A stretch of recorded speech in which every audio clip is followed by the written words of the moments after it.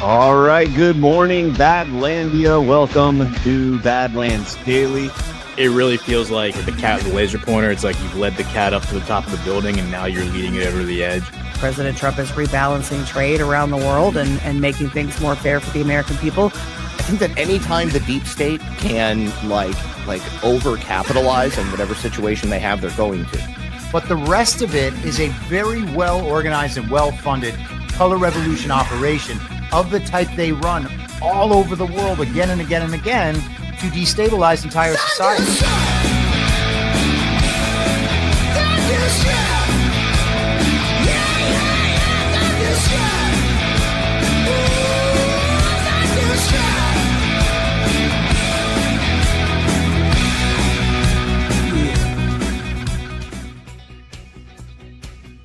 All right, good morning, Badlandia. Welcome to Badlands Daily.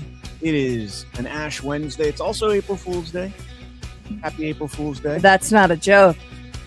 It really is Ash Wednesday. Yeah. On April Fool's Day.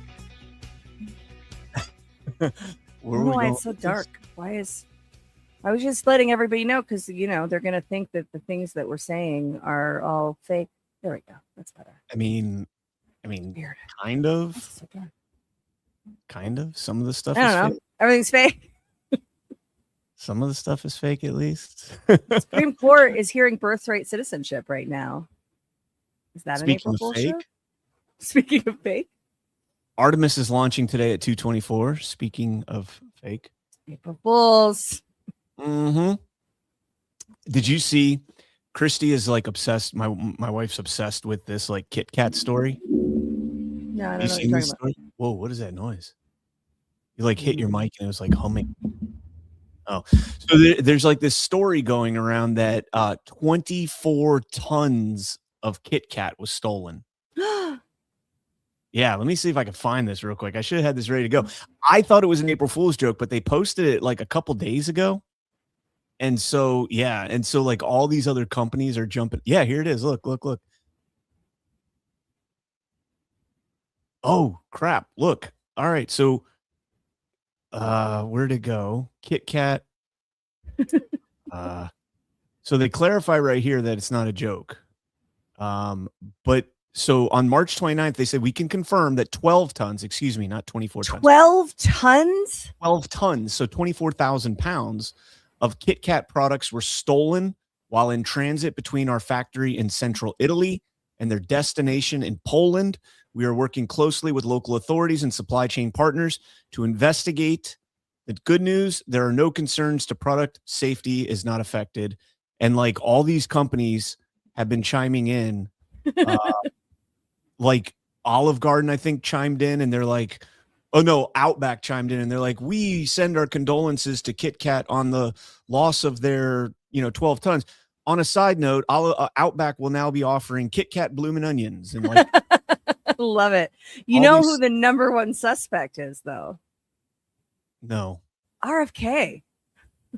But this is in Italy to Poland. Okay. So they put out a statement this morning. Thank you for your interest in the missing KitKats. But just to clarify, this is not a stunt or an April Fool's joke. Someone really stole 12 tons of KitKats. And we really want to know where they've gone.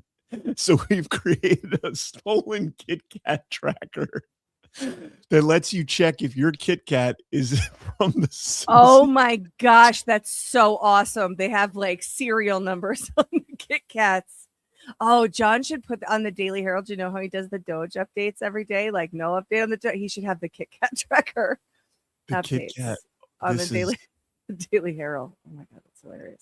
This is crazy, man. So the KitKats over there are probably a lot better than ours too, right? Everything in Europe is better than in America. Their sugar is better for sure. Their sugar does not have the same effects on the body as our sugar does. That's nuts, man. 12 tons of KitKat. That's 24,000 pounds. How much does each KitKat bar weigh? It's got to be like 4 ounces. So is there some like League of Women Voters or some sort of female convention in the area? Because that can explain it. Miss Watley says KitKats aren't even that great. Take that back. Yeah. I'll never buy one on my Feels own. unnecessarily hostile, Mrs. A. I'll never buy one on my own, but if I see a KitKat, I'm gonna crush that thing. I'm gonna crush it, and I like to probably take it buy apart. one. If I was in the mood for a KitKat. I like to take. Delicious wafers and wrapped in milk chocolate. All right, well, Brett. it's gonna be a really good Easter for somebody. Everybody in Poland is gonna have KitKats in their Easter baskets. All right, guys. All seriousness aside, today is a difficult day to discern between what is real and what is an April Fool's joke, but smash that thumbs up. Hey, look, we're moving in that. Yeah, we're moving. Wow, look, we're double moving on this screen. So there you go, 10-second delay. You guys see how the sausage is made right there. So let's go ahead and hit our sponsors, and this one's gonna hit. This sponsor right here is gonna hit closer to home today. Hey there, Earthlings. I'm here on the streets of New York to tell you about something that's literally out of this world. You know, traveling between dimensions really takes it out of you, but I've found the perfect solution. My shroom vibe can now be your shroom vibe. Elevate your frequency. Get microdose capsules, gummies, and chocolate bars at myshroomvibe.com. Use code BADLANDS for 10% off your order. Trust me, galaxy hopping demands balance, and ours comes from Mother Nature. Organic, not synthetic. It's the real deal. Psy Lee, if you know what I mean. Check it out. Your frequency will thank you. Visit myshroomvibe.com. Organic goodness, not synthetic. Use code BADLANDS. All right, myshroomvibe.com, promo code BADLANDS. That was totally a real alien, by the way. That's not AI. Not AI. Yeah, so it's one of our Badlanders. And that ad is also not an April Fool's joke. Myshroomvibe.com. Let's go. Siley. All right, CNN, 4 astronauts set to launch on the first crewed moon mission in decades. I believe it's set to launch at 2:24. Oh, no, now they're saying 6:24 p.m. It was 2:24. Maybe the article I was reading was like West Coast time, or hope that's 3 hours, so that doesn't make much sense either. So I guess 6:24 p.m. Were you reading Alaskan news? Maybe they're 5 hours behind though, aren't they? Have they committed to not leaving the cameraman behind this time? I don't know how this thing's gonna work out. I'll be watching it. I probably can watch it from my house. I know Zach for sure can. I think I can watch it from my house. I remember like earlier in my youth when NASA was doing these launches, being able to see the rocket from down here. So we're about 3.5 hours from there. So the weather, let's just check on the weather real quick. 6 p.m. mostly sunny. All right, partly cloudy at 5 p.m. Mostly sunny at 6 p.m. Mostly sunny at 7 p.m. So 8-mile-an-hour wind gusts. So it should be a good day for a launch. So let's send those guys back to space. First time in 54 years that they're going to the moon. Who made the decision? Who made the decision and said, you know what? We're going to go back to the moon. We're doing a crewed manned mission to the moon, and we're going to launch it on April Fool's Day. Whose call was that? Because I want to shake his hand. And interesting question. I said this on Monday. We covered it, and they're like, "Oh, they're there. We don't know the exact date yet." I was like, "Wouldn't it be hilarious if it was April Fool's Day?" And sure enough, here we are, April Fool's Day. I got to also say happy birthday. You manifested that. It's my sister's birthday today. It's also one of my best Marine brothers, my best buds from the Marine Corps. It's his birthday as well, although I'm not going to say his name because he is still in the Marine Corps, and I don't want anybody getting the wrong idea. So I'll just say happy birthday, little Lupo and Lupo adjacent friend. We'll just say Master Sergeant. Happy birthday, Master Sergeant. And we'll leave it at that. So while we're on the space theme here. Oh, that's the wrong one. Oh my God, I love this story. This story is epic. This story is epic. Are you allowed to do April Fool's jokes before April Fool's? No. You can't. So you can't set up an April Fool's joke by like initiating it on March 30th. I think that's bad form. So what you're getting at is, were they setting up this whole thing about the alien hybrid breeding program to be a long con April Fool's joke? I think that violates the canon of April Fools. I don't think you can do it. But if anybody was going to violate long held tradition, it would be Benny Johnson. That is crazy. Check this out.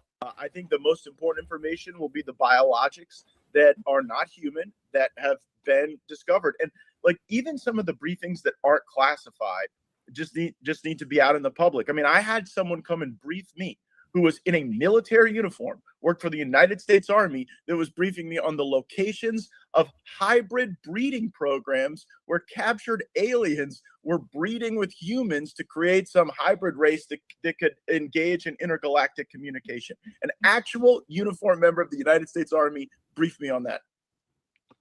Non-human biologics, interracial alien mating. What the F is going on? Look, wait a second. You had whistleblowers tell you this kind of thing? Can you please unpack that? I had a guy who was uniformed. He was a senior enlisted with the United States Army. Came into my office in Crestview, Florida, in a non-classified setting. I had members of my staff there, and what they explained is that the military ran a very secret program where aliens that were living were in forced breeding programs with humans that had been abducted from war zones and from even the caravans of migrants. Now, again, I didn't verify this, but what the whistleblower was telling me is that there were like between 6 and 12 locations around the country where this happened. And what he wanted was a group, members of Congress, to all show up at the same time at all of these different locations so that any of those activities could not be moved. And of course, it's a physical impossibility to get members of Congress to simultaneously show up at like 8 locations at one time. And so that never occurred. What do you mean non-human biologics? Like this? Well, that was the testimony of David Grush before the House Oversight Committee, which I joined. And the testimony was that in crashes of craft that had been recovered by the CIA and through a special program that the CIA had for crash recovery. Pause it for a second. Why is it the CIA?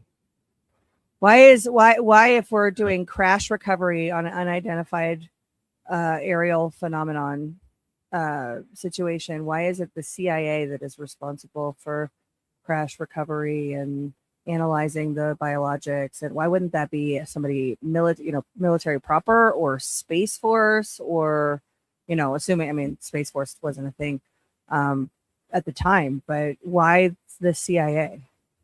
Because they get all the good stuff. I got no explanation other than they get all the good stuff. Maybe, or because this is a story. And the CIA is an organization that deals in stories and, deceptive ones, to be specific about it.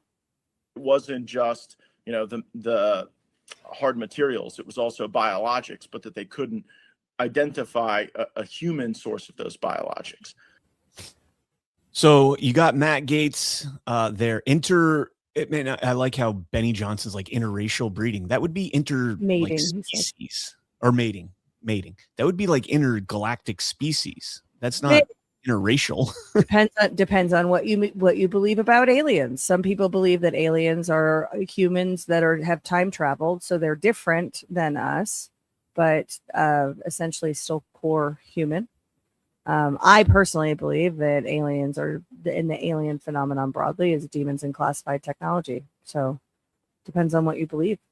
But the non-human biologics thing is something we've known for a while. I remember Una Panuna talking about it during some of those hearings, and I think even before that.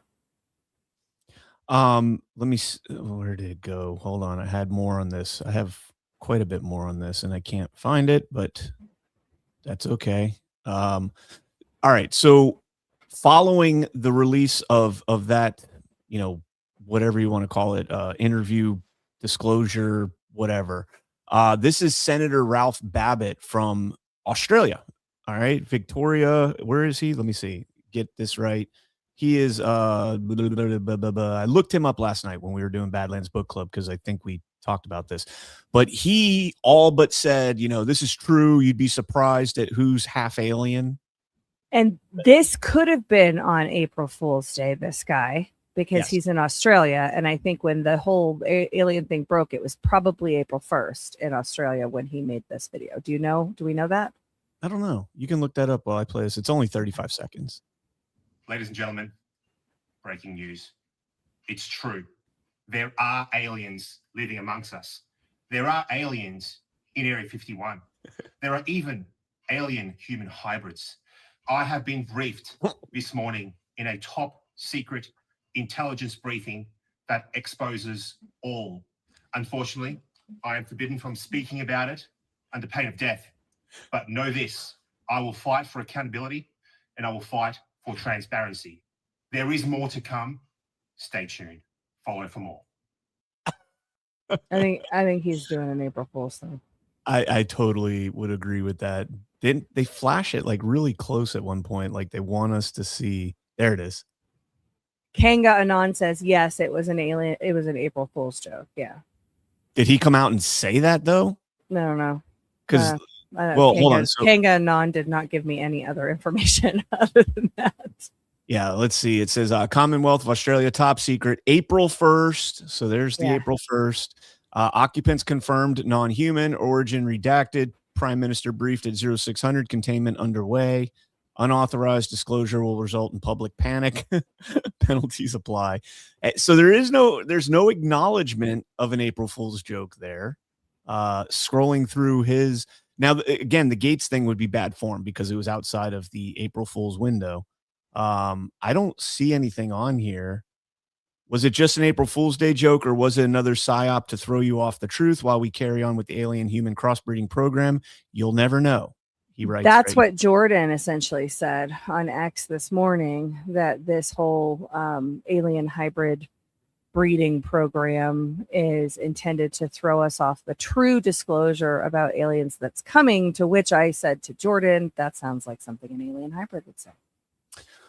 Well, we've got this this clip here posted. This was posted by Shadow of Ezra, and I don't know who this guy is, but he's got a very official looking patch on his shirt there.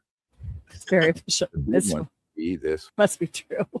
That was totally a joke, guys. What Werner von Braun warned about on his deathbed, he said, he said, we are going to hoax an alien attack on the planet.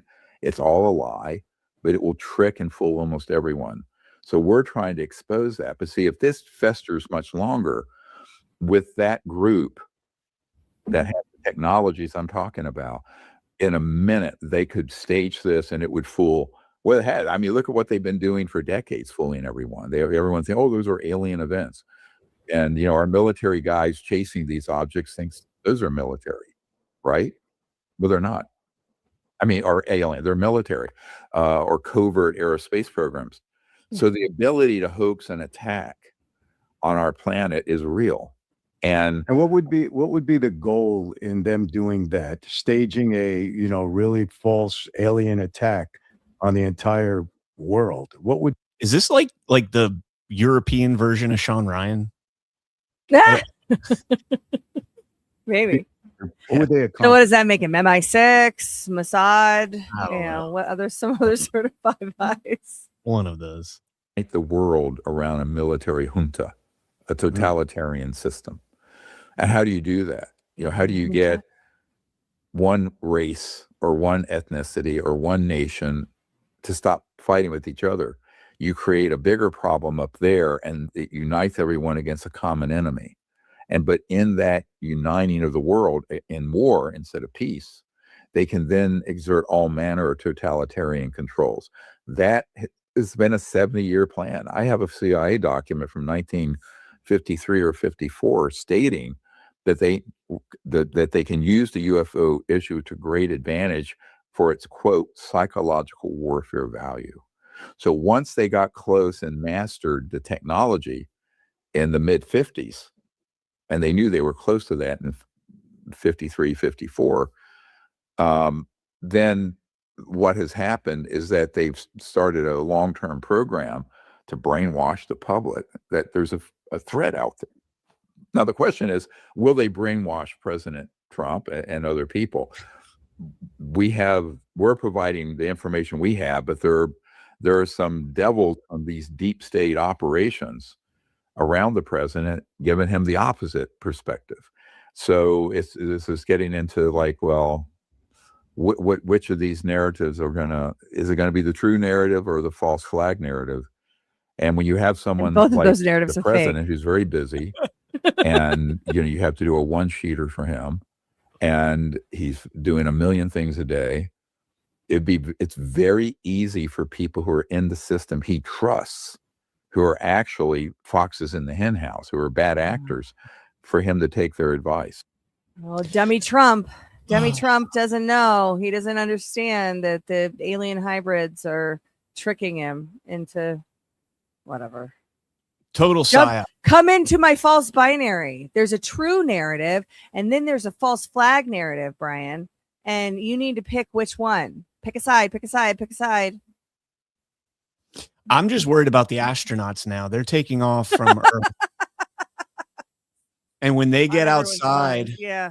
When they break through through the Earth's gravitational pull and they're free to float about space, there's going to be a tractor beam of aliens that fly their ship. Wasn't there like that meteorite that they were watching that they're like, this thing could be alien, and it's just lurking off of there like a great white shark under a sailboat, waiting for the kids to jump in, and then it pounces on them. That's what's going to happen to our yeah, I mean, the thing is that we don't even know if those astronauts are actually human.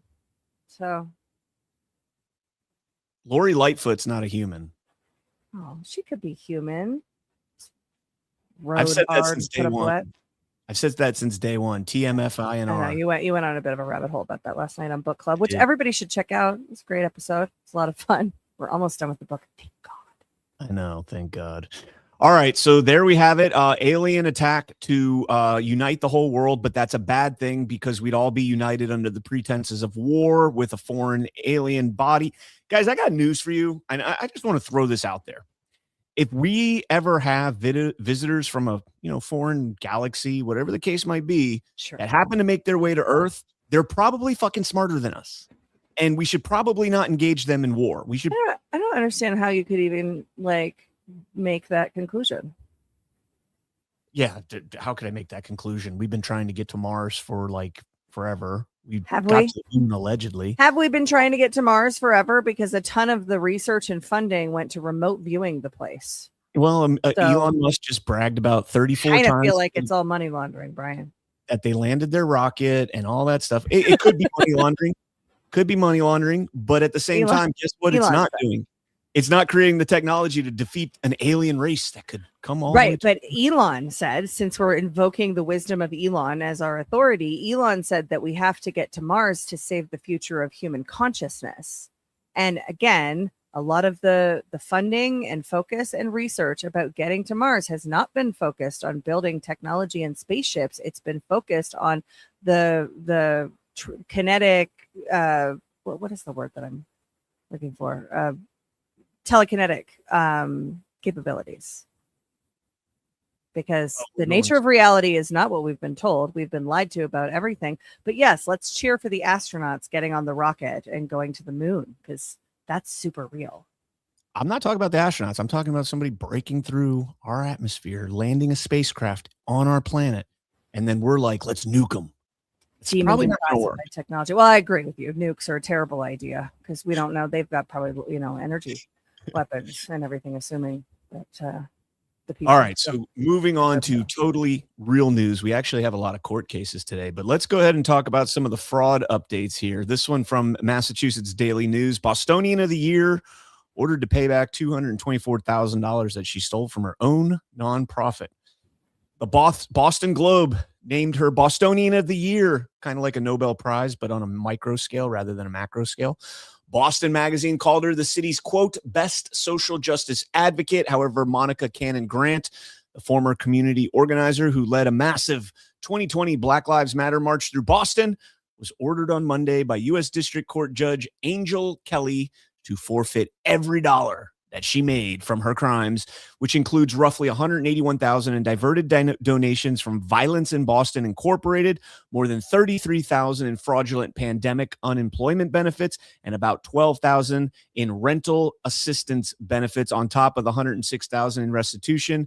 Kelly ordered Cannon Grant's sentencing in January when the judge gave her 4 years of probation, 6 months of home detention, and 100 hours of community service for stealing over $250,000. You get probation. But if you do that like in a bank, even without a weapon, you're going to jail for a long period of time. But you do it to the government and to the taxpayer, to the American citizen, probation. What a crock of shit. She collaborated, and this is what I think was interesting. I highlighted this separate. She collaborated with a Dorster, and I think that's how you say it. I don't want to piss off all my Massachusetts friends in the chat.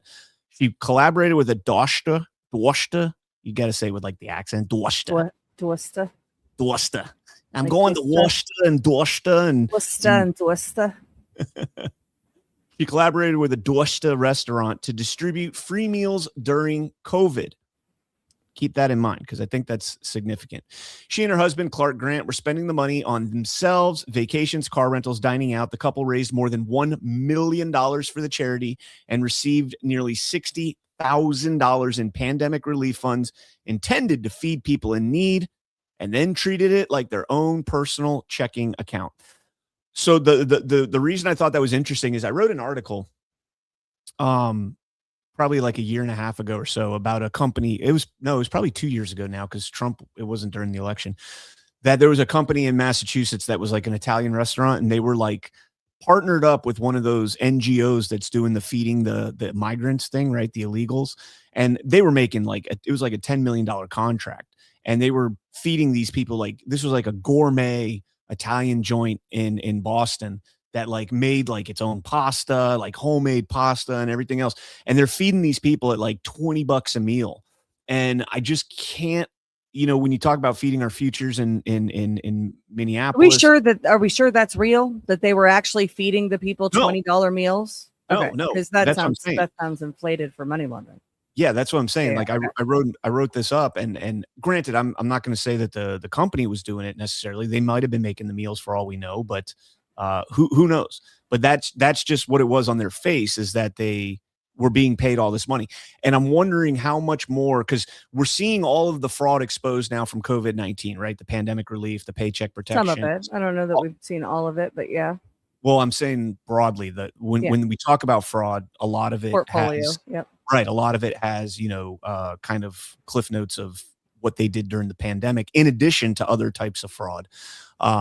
The example of the guy down here in Florida that was doing the Obama phones, he also had like $250,000 in paycheck protection fraud as well.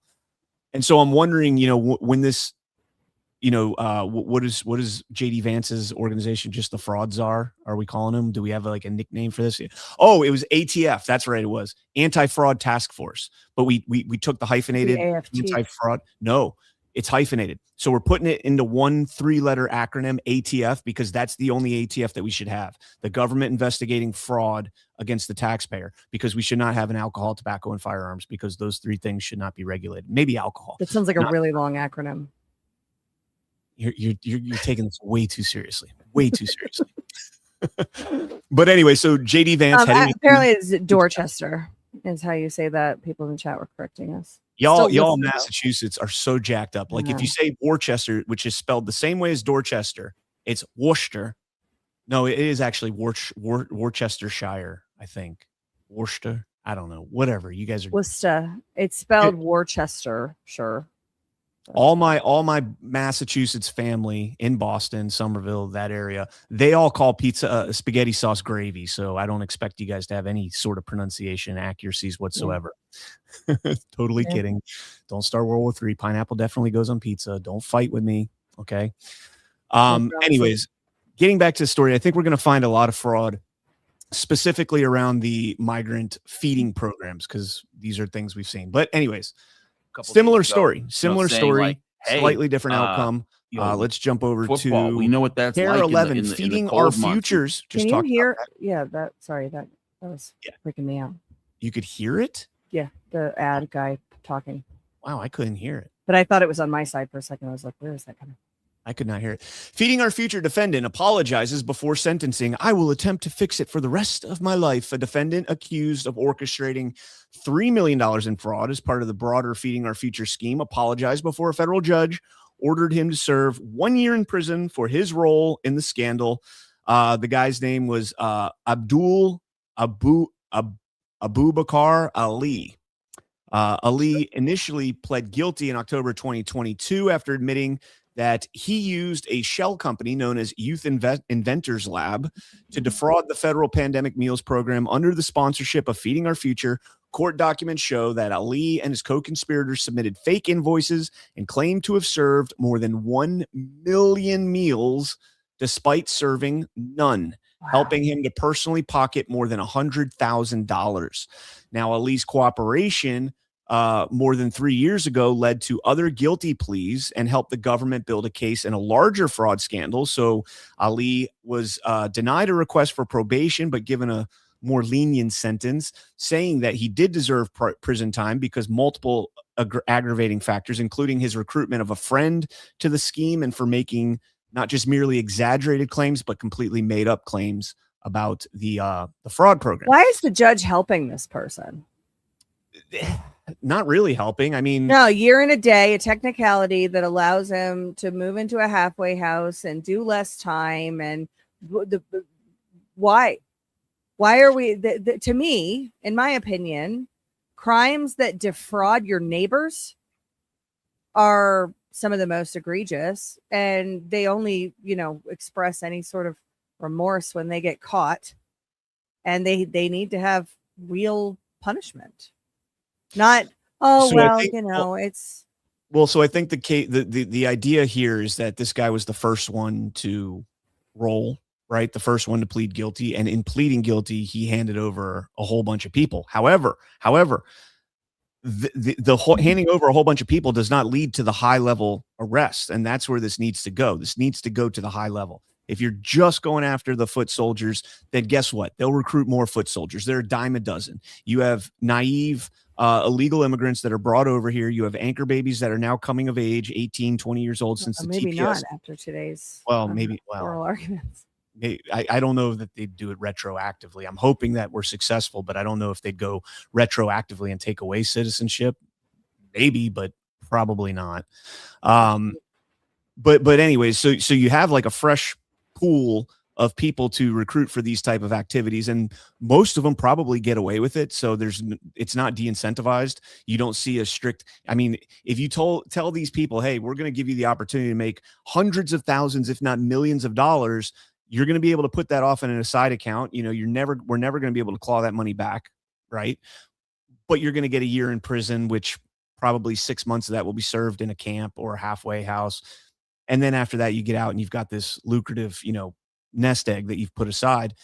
Most of them will probably take that. And so this isn't doing anything to remedy the problem. This is just, tying up the courts with the low level gangsters, foot soldiers, and doing nothing about the underlying rot that exists in the government, especially in Minneapolis. It's a hallmark of corruption. Yeah. I mean, this guy, look, if this guy wants to roll over and bring about the dismantling of this racket, then by all means go for it. And I would give him probation. If we got the people that were facilitating this, if we got the people that were criminally negligent and allowing this to happen, I'm all for letting that guy go on probation. Go for it, man. You were probably manipulated into believing this will never get caught and whatever. You still did a lot of wrong, but you brought about the movement to end the system, right? To bring about the higher ups, and those people. No, there is no quarter for those people. No quarter for those people. Yeah, but what about with those guys? They decide that they're, super sorry, and then they turn on the guys that are above them, Brian. Now we're giving leniency to everyone involved. Take it all the way to the top. You could give them leniency, but so everybody except the guy at the top. I would be all for that. Cut the head off the snake. I think this is how we end up with 2-decade-long RICO investigations where nobody ever actually gets justice, and we have one ceremonial guy that goes to a white collar prison, and it's roll them all up roll them all up, no mercy, no quarter. They get made an example of, because the corruption is throughout every aspect of the institutions down to the root, and everybody knows it. Here's the thing. They weren't misled. This guy wasn't misled that he wasn't actually feeding people, right? Like he wasn't confused.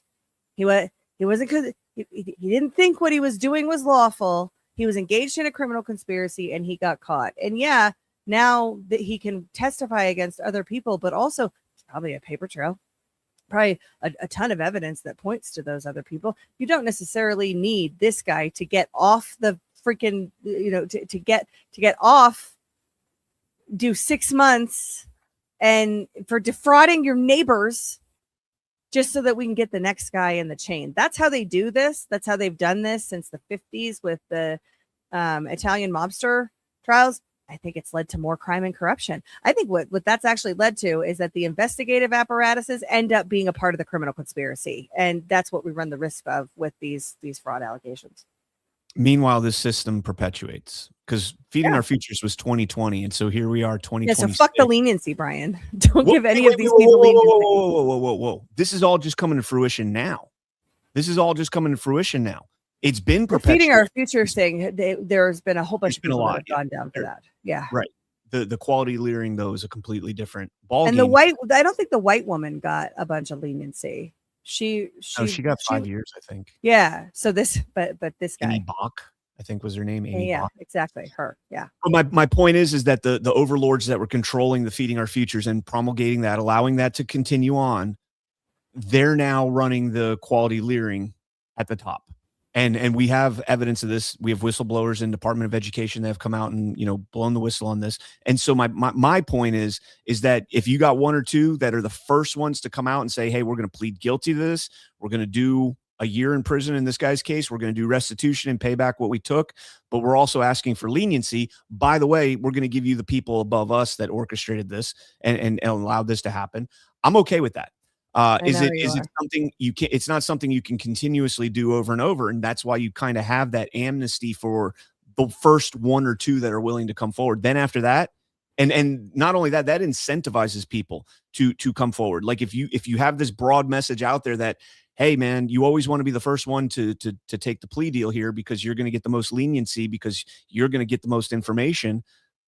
That tends to incentivize someone to come forward with that information that you otherwise would not been able to get. And then you're expending resources investigating this forever. And who knows if you're ever actually going to get there, because a lot of these criminals are good at covering their tracks. A lot of them have influence over the bureaucracy that would be investigating this. And so they're able to stop that there.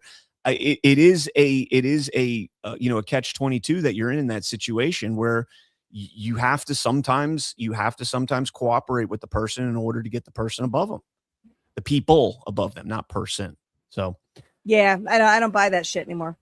And I think that here's the thing. You want to prioritize. We want to talk about the people to get. Who are we going to go after? Who's the priority to get the thank you guys. Get the people in government that are protecting this, because this operation does not happen. It does not get solved without the people in government. Are we seeing that, Brian? Are we seeing? No, that's what I'm saying. That's what the end game has to be. That's what Let's give Alibaba more leniency then, because that's going to do for all we know. Somewhere. For all we know, and we don't know who tipped off. We don't know how these quality leering centers investigations, who tipped these people off to this, how this got going. For all we know, it could have been from something that was, gathered from these plea deals. They're not going to put the person's name out there because then there's a target over their head. But for all we know, and I'm not saying it is, I'm not saying it isn't, but for all we know, it could have started from there. The foundation, hey, look into this, look into daycare fraud, look into the home health care hospices. This is another organization they tried to recruit us into. And again, I'm not saying that this is how it happened, but we are seeing movement in that regard. I mean, you had JD Vance the other day saying Ilhan Omar, fraudulently here in the country, immigration, but also she's got to be intimately involved in this. Tim Walz has to be intimately involved in this. And so hopefully, we get this moving. I love the chat. The chat is just, thank you, Ash. They all need to go. No hope for Brian. Yeah. Okay.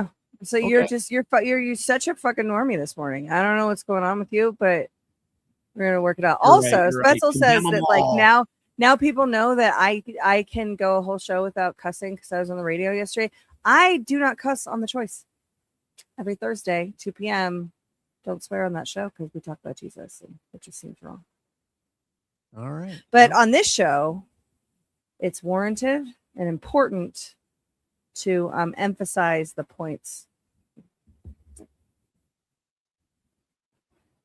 The point that Brian is a normie and wants to let all the criminals go free. Just keep rounding up them foot soldiers, expending DOJ resources, rounding up the ground level people. There's 10 the ones that are on the ground executing the operation, and you the people never that get are any, distributing. You never get anywhere that, above there. You never get anywhere above there. You just want to roll. There's 100,000 Somalis in Minneapolis that roll will them take all up. Roll them all up, sure. Yeah. And then they find 100,000 more. They TPS, right. Instead of Somalia, it's not just people. TPS Ethiopia.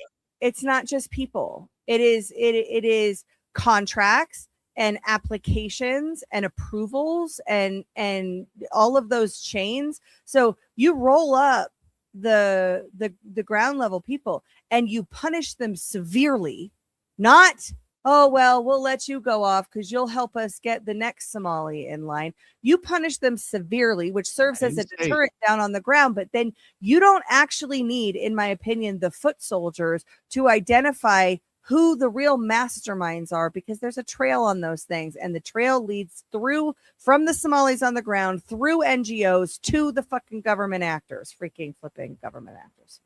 And you need those communications. You need people that will testify to those communications because they're pretty smart. They don't do it through text message. They don't do it through emails. You have to have those firsthand conversations, those firsthand accounts. So we'll see. JD Vance has a heavy lift. That's what we're told from the people that do 2 decades long RICO investigations and never quite get to justice. That's how we're told it works by those guys, for sure. Yeah. Which RICO 2 decades long RICO are you talking about? The Italian mafia investigation started in the 1950s, didn't get to meaningful arrests until the 1970s. And this and what you're describing is the investigative practice that guides that whole RICO ecosystem. I'd be willing to bet that the mafia case began with foot soldiers. I'm saying roll up the foot soldiers. Get the information you can from them, but giving them leniency. Oh yeah, buddy, just go. Okay, Alibaba, just go hang out in this halfway house. It's going to be totally fine. He's in prison for a year. He defrauded Americans out of their money intentionally, and now he's getting leniency. That's how freaking inverted everything is. Well, I mean, the BLM woman from Boston is getting probation for almost the same thing. Also a problem. And we don't even know if she rolled over on anybody. Right. So, all right, let's jump in. And that's the government, Brian. That's my point, and that's my level of outrage. I'm less interested in going after the foot soldiers because a lot of these people were brought here, right? They were brought here to engage in exactly this conduct, and they're just doing what they were brought here to do. But Wouldn't you know what? Like to know who brought them here to engage in that but we do know those things. We just have to prosecute them, and that includes the judges and the cartel members running the judges and the politicians that are writing the lenient, criminal justice reform bullshit. All of this is a well-organized ecosystem. And I would bet, Brian, that the FBI and they know exactly who these people are. You don't need the foot soldiers to testify against, Allahu Akbar to get your answer. You just need the testicular fortitude of actually prosecuting this and holding the government accountable. You need a burden of proof. You got the burden of proof. We have a burden of proof, and we also have proof. All right. Citing First Amendment, federal judge blocks Trump's order to end funding for NPR and PBS. This story is bonkers because it's not just Trump. Congress is involved in this, and the judge is basically saying we have power over both entities. U.S. District Judge Randolph Moss ruled that President Trump's executive order to cease funding for NPR and PBS is unlawful and unenforceable. The judge said the First Amendment right to free speech, quote, does not tolerate viewpoint discrimination and retaliation of this type. Quote, it is difficult to conceive of clearer evidence that a government action is targeted at viewpoints that the president does not like and seeks to squelch, wrote Moss. Quote, the federal defendants failed to cite a single case in which a court has ever upheld a statute or executive action that bars a particular person or entity from participating in any federally funded activity based on that person or entity's past speech, wrote the judge. The message is clear. NPR and PBS need not apply for any federal benefit because the president disapproves of their left-wing coverage of the news. Now, this has been like Congress defunded this. This is not something that President Trump did unilaterally. Here's NPR themselves. Congress rolls back $9 billion in public media funding and foreign aid, including, I think it was $1.1 billion for the Corporation for Public Broadcasting. And now the judge is saying that it's your First Amendment right to access. Your First Amendment right is the right to free speech and a free press. Your First Amendment right, an association and religion. Of course. Your First Amendment right is not the right to access government funding in order to fund your dissemination of that free speech. There is no obligation under the First Amendment for the government to fund this, and Congress. Selective denial based on viewpoint, though, would be covered under that, I think. So you don't have a right to access certain funding because you have a right to speech. But if the government is giving out different grant programs and whatever, I would argue they can't be denied on the basis of viewpoint. They rolled back the funding entirely, though, for all of the CBP and the what is it, the not CSAM. What the hell is the governor's the Kerry Lake organization? GSAM? Oh, Voice of America? Yeah, like all of those VOA? medias, the Voice of America. Yeah, we shouldn't have that. NPR, PBS. No, we shouldn't. Yeah. We shouldn't have any of this. They actually write in here that, you know, the way that this was originally written was before we had the internet, before we had cable television, before we had wide access to news, and so the government was able to propagandize us through the NPRs and the you know, those. Now they just do it through the CNNs and the Foxes or the Benny Johnsons. Or the Benny Johnsons. Yeah, fair enough. They were definitely moving into the podcast sphere. No, you crazy conspiracy theorists. All these former CIA guys just decided to start podcasts, Brian. Well, that's the next thing you do in your psychological preparation. You go from running and gunning to sitting in a chair and talking about running and gunning with a bunch of other people while also throwing in aliens. Throw that in by technology. Yeah. This case is have you been following this case at all in Colorado? Supreme Court rules against Colorado's ban on conversion therapy aimed at LGBTQ youths. This is fantastic. So I actually have this opinion highlighted if you want to do that instead of reading an NBC News article about it. Sure. Pull it up. For processing. And we'll just go briefly through the syllabus highlights that I have. So this is Childs versus Salazar. We pulled in. Okay. Childs versus Salazar. Kaylee Childs is a therapist. Her job is talking, and she runs. She has a license, counseling license, and this case focuses on conversion therapy. So Colorado made a law that you cannot do conversion therapy. It's unlawful. And they went through medical care on this, right? Like it's the licensing of medical care means you can't provide substandard care, and conversion therapy, telling, when your son comes to you and says, "Mommy, I think I'm a girl. I want to chop my penis off." You say, "No, you're not a girl. You're a boy." And you reinforce that they are a boy. Non-mutilating care is what I refer to it as. Well, they tried to ban it here. And they sued Kaylee Childs sued, and Neil Gorsuch, one of our favorite justices, Brian, wrote the opinion for the court. It was 8-1. Otto Penn Jackson is the only one who dissented on this. Held Colorado's law banning conversion therapy as applied to Mrs. Childs' talk therapy regulates speech based on viewpoint, and lower courts erred by failing to apply sufficiently rigorous First Amendment scrutiny. Well, she also doesn't know what a woman is, so. Yeah. Well, she's not real. So the court has recognized only a few historic and traditional categories of expression, such as fraud, defamation, and, quote, fighting words, end quote, where content-based restrictions do not automatically trigger strict scrutiny. That's U.S. versus Alvarez. The First Amendment's protections extend to licensed professionals as much as they do to everyone else. That's National Institute of Family and Life Advocates versus Becerra, maybe. Colorado's law regulates the content of Ms. Child's speech and goes further to prescribe what views she may and may not express, discriminating on the basis of viewpoint. The First Amendment will not tolerate for viewpoint discrimination. You can't hold that belief is not something we're allowed to be told by the government in the United States of America. The First Amendment is no word game, and the exercise of constitutional rights cannot be circumscribed by mere labels. That's NAACP versus Button. Colorado's law does not implicate any recognized exception to the court's usual First Amendment rules. It does not require disclosure of factual, non-controversial information in commercial speech.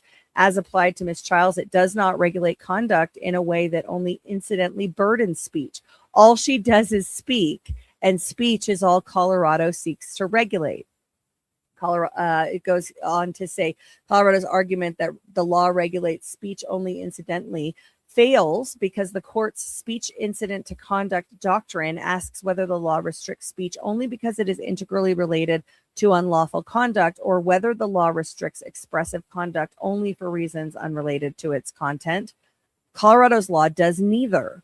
Ms. Child's speech does not bear a close causal connection to any separately unlawful conduct, and the state's law trains directly on the content of her speech, permitting some viewpoints but not others. And that's important because the Colorado law was seeking to take this conversion therapy thing was used as the premise for non-affirming parents to have their children taken away. So you don't affirm the chosen gender of your child, then the teacher that wants to have sex with your child can just snatch them. Basically, it's actually happened down here, Smotherman case. And the courts won't do anything about it because the affirmation of your child's gender dysphoria is the most important thing to these psychopaths. And so they were trying to make her speech of conversion therapy actually a crime. Their argument is, well, the speech is actually a cover for the non-affirming care, right? You're not affirming your child's gender, and that's very dangerous. So that's the unlawful conduct. The speech is incidental to that. Can't do it. It's also that's just absolute bullshit. But doesn't it only apply to religious institutions, not to medical? No, it applies to the practice of non-affirming care, what they're calling conversion therapy. So to not affirm the delusion is to engage in conversion therapy, and they tried to make that unlawful. They tried to make not affirming the delusion of a child unlawful. Just a little bit more here. Colorado's arguments proceed at far too high a level of generality, asking the court to recognize a broad First Amendment free zone for speech the state considers substandard care. That's U.S. versus Stevens. The court precedents foreclose aggravating discrete traditions of content-based regulations to sustain some new and broader category of lesser protected speech. Moving down to the end of the syllabus here, Colorado's suggestion that the statute represents a traditional law licensing of medicine fails because the state has not presented persuasive evidence of a historic tradition. The first state counselor licensure bill was adopted only in 1976, and because licensing laws have traditionally addressed qualifications, not dictated a professional's point of view, Colorado's an analogy to informed consent laws. That is hilarious to me that Colorado is like, well, you have to provide informed consent when they lie to us about everything to fabricate our consent in this state. I lost my place. Analogy to informed consent laws fails because such laws regulate speech only incident to separate physical conduct and usually require disclosure of only factual and uncontroversial information, whereas Colorado's law, as applied to Ms. Childs, seeks to silence a viewpoint she wishes to express. Malpractice actions require exacting proof of injury caused by breach of duty, providing breathing room for protected speech. whereas Colorado's law threatens fine, probations, and loss of license simply for expressing a particular view and does not allow clients to consent to practices that depart from the prevailing standard of care. Finally, the First Amendment stands as a bulwark against any effort to prescribe orthodoxy of views, reflecting a belief that each American enjoys an inalienable right to speak his mind and a faith in the free marketplace of ideas as the best means for finding truth. Laws like Colorado's, which suppress speech based on viewpoint, represent an egregious assault on both commitments. And in just real quickly before I'll hand it back to you, in today's brief, I have outlined since President Trump appointed Supreme Court justices, we have had a extensive amount of First Amendment wins. And that's a great thing. All right. Well, that law, the Colorado law that they shot down, apparently that's like 20 other states have a similar law to that. Nice. And so, yeah, so this is going to be broad sweeping. And again, it's not 9-0, but 8-1. You got to consider examining the judges that ruled. Did they initially rule against this in Colorado? Yeah, they reversed the Supreme Court. So the Supreme Court overturned it, right? Yeah. So yeah, again, and 8-1 again. So Kagan and Sotomayor agree with the majority on this question of the First Amendment. It's very encouraging. And what are you going to do about Otto Penn Jackson? She needs to be gone. Yep. Soon. That motherfucker is not real.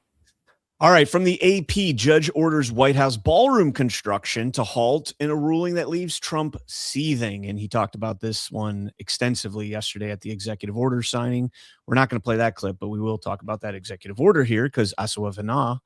U.S. District Judge Richard Leon in Washington granted a preservationist group's request for a preliminary injunction that temporarily halts Trump's ballroom project, concluding that the National Trust for Historic Preservation is likely to succeed on the merits of its claim because, quote, no statute comes close to giving the president the authority that he claims to have. It says, quote, the president of the United States is the steward of the White House for future generations of first families. He is not, however, the owner, wrote Leon. Trump fumed at the ruling, saying, quote, we built many things at the White House over the past years. They don't get congressional approval. Jump down here, and this is very, very interesting. It says the judge's decision came 2 days before the National Capital Planning Commission, the agency that signs off on construction on federal property in the Washington region, is expected to approve the addition. Stephen Stodile, a spokesperson for the commission, said that the judge's ruling does not affect the schedule for Thursday. So the judge rules that he has to stop the building of this as they are literally engaged with the entity, the agency that would be allowed or permitted. I don't know about allowed to authorize the building of this White House extension. Like they're expected to approve it in 2 days. So tomorrow, because this was an article from yesterday. And the judge is just like, oh, I got more power than anybody in the Congress, anybody in the executive. I'm a district judge and I am the most powerful. Bow down to me. This is insane. You need to be removed. Agreed. Leon suspended enforcement of his order for 14 days, acknowledging that the case, quote, raises novel and weighty issues, that halting an ongoing construction project may raise logistical issues. He also recognized that the administration would appeal the decision. The judge ruled that any construction work that's necessary to ensure the safety and security of the White House is exempt from the scope of the injunction. The ruling will allow for work on the underground bunkers and other security measures around the White House grounds to continue, even though those will be paid for by taxpayers, not the private donors, and by Trump himself, whom the president has promised will cover the cost of the ballroom. So the judge stopped all the privately funded shit, and he's like, all the taxpayer funded shit can continue on. Yeah. That's how our government works right there. That's insane. We really need the reform. Remember in the beginning of this second Trump term, we were talking about federal district court reform, and somebody I think even drafted a bill to reform the district court. That just kind of died, didn't it? We really need it though. We need to put these district courts back in their boxes. Agreed. I mean, we did have Or that just one get rid of ruling. them entirely or do something different. We did have the ruling that it was regional, right? So like a district court in DC can only make a ruling that would affect that district. But I mean, in terms of stuff like this, like how do you look at that and say, well, in 2 days, the commission that would approve this building is expected to approve it, you know, and I don't know if they've gone through the process prior to, or if President Trump just unilaterally did this and then was like, oh, let me ask, you know, forgiveness rather than permission, like that kind of, you know, thing. But, you know, either way, I mean, Obama built basketball courts. I don't think he got congressional approval for that. No, it's just about obstruction. It's just about obstruction and tying up the resources. And we were talking about, you know, that Ali guy that stole $100,000 of profited $100,000 off taxpayer dollars. What about this effort, right? Because all these attorneys that are filing frivolous lawsuits to battle the Trump administration, my attorney general who's running for governor here has, over 30 now, I think, maybe even more cases, just attacking and trying to frustrate the efforts of the Trump administration. Frivolous, challenging authorities that they know they don't have, and they're doing it in an effort to prevent the agenda that we all voted for. How are we not prosecuting that? Or at a minimum, the courts should have presumptive sanctions on that kind of conduct, right? And in the rules, they sort of do. Federal courts certainly. There's Rule 11 in the kind of trial level, Rule 34, I think it is, in the appellate level of the federal rules that are meant to guard against bringing frivolous bullshit into court and wasting the resources and frustrating, but it's never enforced because they all do it. And that is the spirit of corruption that runs through every one of our institutions. All they have to do is enforce the rules, and a lot of this would stop. I wonder what the checks and balances are on that, especially considering that this was privately funded, right? This wasn't an allocation of tax dollars, so there's no, the power of the purse that Congress holds is not in play here. So if you have something that's privately funded like that, where does that authority come from? I mean, does the legislative branch have authority over construction on the federal government property that's, specific to the executive branch? I don't really know where that would go. I don't think a bureaucracy, the commission that, they reference in that article, should have that authority, but that's a great point that you raise, is that what the court did here is, if I understood your summary of that correctly, what the court did, so President Trump wasn't using, so Congress has the power of the purse, right?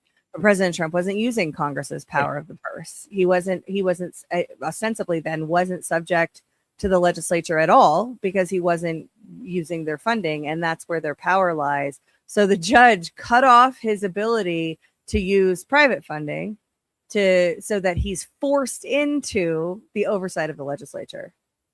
Corruption. Yeah, because you don't want to make the White House an amicable place for foreign leaders to come, I guess. I don't know. No, it has nothing to do with that. If Joe Biden or Barack Obama or Hakeem Jeffries or Gavin Newsom wanted a ballroom, all systems would be go. Every barrier would be moved out of the way to help the president do the thing he wants to do, because he's the president, but not Trump. If it's President Trump, who everybody voted for, who won in a landslide, who won the popular vote and the Electoral College outright, handily, can't even dispute it. And yes, elections are fake, but this is the story that we're told. The story of the obstruction is also against the story of the election, right? So the story is that the people absolutely voted overwhelmingly for this agenda. And the story is also that the institutions are fighting the will of the people. Yeah, President Trump on Truth echoes that, says in the ballroom case, the judge says we have to get congressional approval. He's wrong.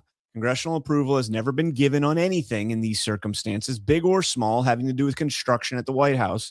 In this case, even less so, because the ballroom is being built with private donations and not federal taxpayer money.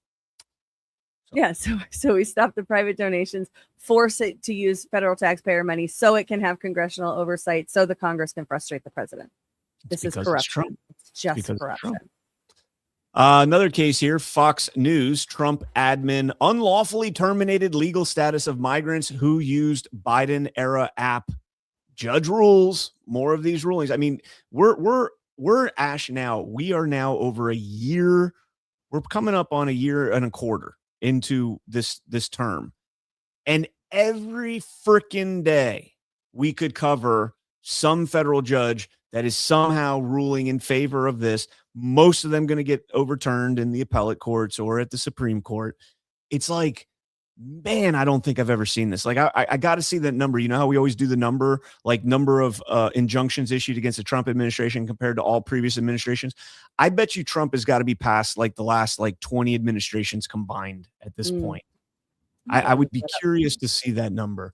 U.S. District Judge Allison Burroughs in Boston ordered the administration to reverse its move last year to revoke the legal status of migrants who used the CBP-1 app. The app was used under Joe Biden starting in 2023, allowing some migrants to make appointments to seek asylum. But President Donald Trump moved to shut the app down when he returned. Burroughs found that the Department of Homeland Security acted unlawfully in April of last year when it sent mass emails to many of the 900,000 people who entered the country using the app, informing them that it was, quote, time for you to leave the United States. Quote, the regulations do not give the agency unfettered discretion to terminate parole, Burroughs wrote. When defendants terminated the impacted non-citizens' parole without observing the process mandated by statute and by their own regulations, they took action that was, quote, not in accordance with the law. So let me ask you this. Did Joe Biden follow the law when he broadly granted this amnesty and not going case by case or parole and not going case by case? He did 900,000 people in this backed up immigration system. Oh no, they just broadly said, hey, we're going to give you a trial, but in the meantime, you're free to roam about the country for the next 10 years. You got 10 years before we're going to be able to hear this trial. So you guys go ahead and just go wherever you want to go, disappear. If you delete the app, throw away the phone that we gave you, we got no way to track you. And then you disappear. It says Burroughs said when DHS sent out termination notices to migrants, it failed to comply with requirements to provide a record showing an official had determined that the purpose of the parole had been served. You want to hear from the machine on these injunctions? Want to hear from what? The machine. Yes. On the injunction and his perplexity. A Harvard Law Review study found 64 nationwide injunctions against Trump in his first term, compared with 14 against Biden, 12 against Obama, and 6 against George W. Bush. The same study said that 93.6% of nationwide injunctions during the Trump and Biden administrations from 2017 to 2025 were issued by judges appointed by the president of the rival party. Reporting in 2025 said Trump's second term drew 25 nationwide injunctions in the first 100 days. So more than, almost more than that. So it's like 30, I think. Yeah, it's 30 against Biden, Obama, and George Bush, total 30 injunctions. And Trump got 64 in his first term, 25 in his first 100 days of his second term, 40 by June, which is why commentators describe the pace as unprecedented. One Senate Republican summary said Trump had already surpassed Biden's total of 14 nationwide injunctions in less than 4 months. That is insane. In the first 100 days, almost more than the last 3 administrations, 2 of which, 60, we're talking 20 years. 20 years, they had 30. And in 100 days, Trump has 25. And it's not about Trump or his agenda. It's about us. Trump is a vehicle for the people being in control again, for the people having the power, for the people's agenda. The people want the border closed. The people want the migrants deported. The people want the fraud stopped. The people want real elections. The people want parents' rights. The people want kids protected. The people want crime to go down. The uniparty, both sides, both wings of it, want those things to continue. Exactly. Their NGOs want those things to continue. Their institutions that exist off of the backs of the people want those things to continue. As I've said before, here in Colorado, 10% of the talent pool, the people with jobs, 10% of them in Colorado are NGO employees. That is insane. It is insane that we have this, helper class this politicized helper class that we're all funding to just mess our lives up and create a bunch of nonsense that we don't need. That is what we're watching when we watch all of the institutions react and freak all the way out about President Trump do unprecedented things, blow up all the standards, blow up the norms, abandon tradition and custom, and get Trump at all costs. It's because they hate us. They hate us actually controlling our own destiny. We're not supposed to do that. They're trying to maintain the status quo. They want to keep the system exactly as the system is because they are the ones who are able to benefit the most from that system that continues to push us down and down and down. Yeah. When you look at this ruling right here, I mean, that is the only question is why does President Trump not have the authority to undo something the president before him, quote unquote, president before him did? And this goes back to the, one of the more egregious than this one was the transgender in the military thing, right? President Trump comes out and says, I'm ordering no more transgender serving in the U.S. military. Well, you can't do that. That would, be unconstitutional. That would be against the law for you to do, or not against the law, against rules for you to do that. Well, who implemented that rule allowing transgenders to come into the military? Was it Barack Obama? No, it wasn't. It was his Secretary of Defense who allowed transgenders to serve. So you're telling me that the Secretary of Defense under a prior administration has more authority than the President of the United States, the civilian commander-in-chief, the civilian leadership of our military. You're telling me that the bureaucrat has more power than the elected official. You can fuck all the way off on that. And again, that's just to me, that was the most glaring example of how rogue these courts have gone in ruling against him. And they all know they're going to lose at appeals. They all know they're going to lose at the Supreme Court, but they don't care because as long as you can chip away, more and more of the 4-year term that he's supposed to be limited to, the more and more you're able to, basically render his term useless. Yeah. Almost like a lame duck at this point. Well, that's what they want. Right. They're trying to make him that way, certainly, trying to make the administration kind of neutered. And they're really hoping that the midterms do that for them, kind of, drive that final nail in by, losing power of the government. But as we've talked about, how much better is it going to be if we win the midterms? Because they have full control right now and they can't get anything done. Let's go ahead and jump into some of the Ash Carter, by the way, was the Secretary of Defense that made that memo allowing transgenders to serve and apparently has more power than the President of the United States. Let's jump into this clip here. Nancy Pelosi with one of the best. I love when they make our arguments for us, Ash. Listen to what she says here about voting because Asawa Vana. We're ready. We have 3 purposes now. 1 is to win the midterms. 2 is to make sure the elections are safe. And 3, to tell people what we will do when we win. And that is the mission. There's so many things that you can do to protect the election, and they are being done, whether it's litigation or legislation or just mobilization, communication, all of that. Shadow cabal. But in addition to that, we have to be on guard as to what they may try to do to the technology. They may try to creep into the technology. But that couldn't happen. And create a false count. How do you guard against that? So there we go. So what? That can't happen. Matt Crane told me, and Jenna. She says they're trying to creep into the technology, which Ash just said. We've been told time and time again that these are safe machines. There's air gaps. There's all sorts of things that they can't possibly get into the technology. And so this, to be fair, she asked in response, well, how do you prevent that? Like, how do you stop that from happening? Which we all want to know that, right? We all want to know that other than just abolishing machines outright. Listen to Pelosi's response.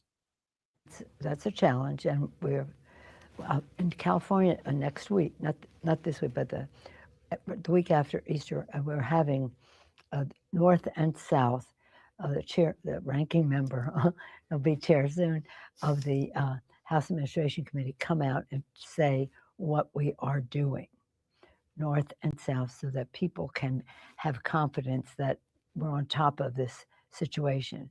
we'll do it in other parts of the country as well. But we've gotten so many calls from California. Of course, that's where I hear them, that we will be doing that so that people have more confidence and that they will participate sooner.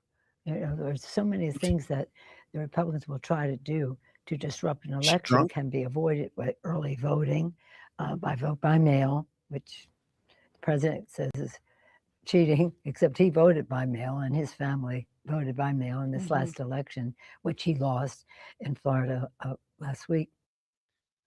So she gives a non-answer. The Republicans are going to creep in the technology. Well, what are you going to do about it? Well, after Easter, we're going to have a North and South battle in California. It's like a civil war, North and South. They're going to come together and we're going to talk about what we're doing to.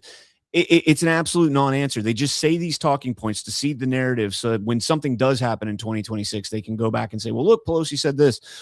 They fought against President Trump's executive order, his election integrity executive order from March of last year, where that executive order would have held the machines to a standard, to the, to the VVSTL, the voluntary voting system test guidelines, the VVSG. I don't know why I said VVSTL. The VVSG, holding them to the 2.0 version, which, by the way, first update since the modern cell phone, iPhone came about. The VVSG 1.0 predated the iPhone. And they fought it tooth and nail. So, what have they done to try and prevent Republicans? And I want Republicans not to be able to creep into our system. We don't want anybody being able to creep into the system. But the bottom line is that there's not a system that you can't creep into. When you're talking about, a system that has the risk reward, and we talked about this last night on Badlands Book Club, it's the Democrats that are able to get into this because they have the most money. And then the very next page, as Ash pointed out, it's China that's able to get into this. So it's just everybody's able to get into the system and kind of fight over who gets what once they're inside of it. They're not doing a damn thing to effectuate any change in the system. They probably could garner some support if they brought that up, but I'll land that there. Good morning, Brian. Beautiful Sunday morning. Good morning. Good morning. That was my Nancy Pelosi. Somebody reminded me of that whole thing that she did. Good morning. Sunday morning. Pretty Sunday morning. She put an outsized emphasis on early voting just then. And I think that's interesting. In that clip, she is saying, we can solve all of these problems, guys. You can guard against everything that they're trying to do if you just go and vote early. And we know they love it when people vote early because it gives them the data that they need to affect the change they need to manipulate the outcome, in my opinion, based on the information available. And so Nancy Pelosi doubling down on early voting in that clip reinforces my biases, confirms my biases. Yep. And President Trump yesterday from the Oval put out this ensuring citizenship verification and integrity in federal elections. And we'll talk, I'm sure, more about this on Why We Vote on Friday night. But just broadly, requires the Secretary of Homeland Security. Oh, it was just quickly. You had said Asawavna before we went into that last clip. And in the first segment that we had when we were talking about aliens, everybody was mad that we weren't moving on. They thought we spent way too much time on the alien hybrid breeding program. Nonsense, obviously. But I then said, and I stand by it, all shows are alien invasion now. Okay, you just can't keep using that for like whatever you want now. Let's try and stop. I want to make this. I want to take over the whole network. You're like a virus spreading. It's just whatever Ash wants to talk about. All shows are that now. Mm-hmm. All shows are Ashes now. So, hey, Asan. No. All shows are Ashes now. The Secretary of Homeland Security must transmit to each state an official state citizenship list confirmed U.S. citizens that reside in that particular state. The Attorney General will be directed to prioritize investigations and prosecuting of state or local officials and others who issue federal ballots to ineligible voters. That's a big one. As well as individuals or entities involved in printing, shipping, or distributing those. So maybe we'll get some accountability for some of those printers out in Phoenix, Arizona. The Postmaster General will initiate a rulemaking to require all outbound federal election ballots sent by the post office to be mailed in official election mail marked envelopes bearing a unique barcode, and to create a framework under which states can notify the post office of their intent to use mail-in ballots and provide voter eligibility list. And the U.S. Post Office must also not transmit mail-in or absentee ballots to any individual unless that person appears on the state-specific absentee mail-in participation list. Let's go. We'll unpack this a lot more on why we vote, but a move in the right direction. I'm curious, Ash, I know you read Jenna Griswold's statement last night on Book Club. I'm curious how they're going to litigate this, because you know they're going to litigate this. There's no question about that whatsoever. But I can tell you how they're going to litigate it. They're going to boil some spaghetti, and then they're going to drain the water out of it. And then they're going to take the pot and fling it at the wall. And then it's not going to be successful. And we are going to solve for both fake voters and fake ballots with this executive order, which should be enshrined into law. But apparently we have to win the midterms before the people we elected a year and a half ago will actually do anything. So, I don't know. Well, so now we've got, the Save America Act, where they're trying to get the voter ID, citizenship requirements, mail-in ballots. That amendment won't make it in there. That's a move in the right direction. Putting the barcodes on there is another huge move. Like, that is going to critically impact states that have universal mail-in balloting, such as Colorado, Washington, California. A lot of these states that adopted this new policy after COVID, some of them had it before. I think Colorado had it before, right? You guys had before? Universal mail-in balloting was before COVID. All mail-in ballots we got in 2013. 2013. Wow. Yeah. It's good. Republican Secretary of State Scott Gessler gave us that. Republican Secretary of State. Then the following Secretary of State, also a Republican, mandated Dominion voting systems. Yeah. It's almost like there's not really almost like a youth party. Yeah. That's what I was getting at. Let's put those jerseys on and keep cheering for the rigged game, though. Yep. But we have to vote harder. Yeah. So again, moving in the right direction. We still have the machines, still have huge problems with the machines. But I think if we could clean up mail-in balloting, you could see some interesting things happen in a lot of these districts that were dependent on mail-in balloting. Like, imagine what happens when, Colorado, right, can't send ballots out to every single person out there, and all of a sudden you have a Republican governor, or, now, are you going to have that? I don't know. And I know there's absolute turmoil. That maybe that's what they're doing, Ash, is they see the writing on the wall that the elections are going to be at least a little bit skewed this time in favor of integrity. And they're starting to create the turmoil inside of MAGA, inside of the America First movement, in order to generate that narrative that, well, the Republican Party is just in shambles. Meanwhile, the Democrat Party is actually legitimately in shambles. The Republican Party is legitimately in shambles. Yeah, Brian.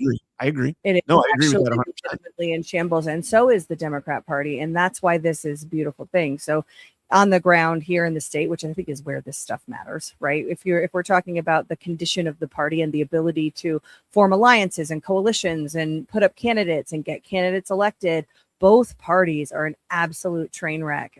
In our Colorado uniparty dynamic, we have, the Democrats in the majority soundly, huge majority, and Republicans as the minority party. As I've said a ton of times, Republicans love being the minority party. They don't want to govern. They want to be the opposition, scream into the void, and raise money if they can. The Democrats are being challenged by the DSA in a way that we haven't seen. In my opinion, we haven't seen this level of DSA rising.